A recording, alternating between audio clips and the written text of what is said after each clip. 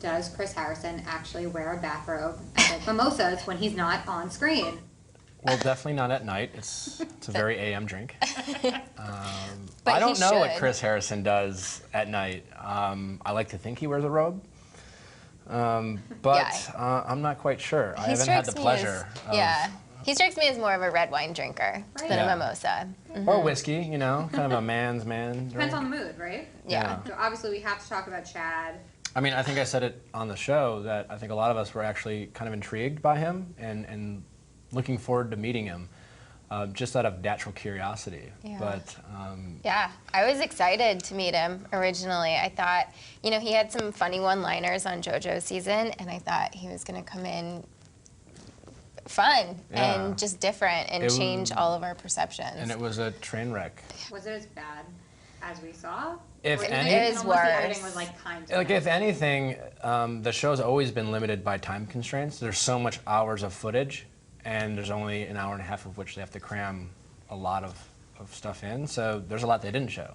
Yeah. So if anything, it was probably worse than what you saw. Yeah. So they certainly did not exaggerate it. I'm going to class this up right now and address a tweet that he denied the pooping. He denied it. It absolutely happened. Is what I heard. Yeah. You can't, like, you literally can't make that stuff up. I did love your moment popping out of the bushes to smile. You know, it's like that was maybe my favorite moment. Like when you walk into a room and you almost taste it, and like it's pretty gross. Well, what do you guys think though of his behavior now on social media? He originally apologized. Did you buy that apology? Not for a second. I mean, no, I think he apologized on social media because it gets him attention, but I haven't heard and I'm sorry from him directly. So I don't buy it and I don't forgive him yet. As far as his social media stuff goes, I think it's really sad. I think it's a bit of a train wreck at this point. Yeah. I wish him well. It seems like he's seeking attention in the wrong places. Yeah. And it's a bit of a tragedy. Were there any discussions that we didn't see among the cast being like, this is insane, this is crazy, this needs to stop? Well, I think the general feel was shown. It really did kind of escalate pretty quickly. I mean, at first, I think a lot of us took it as just kind of a crazy show of Chad and Lace, and it was.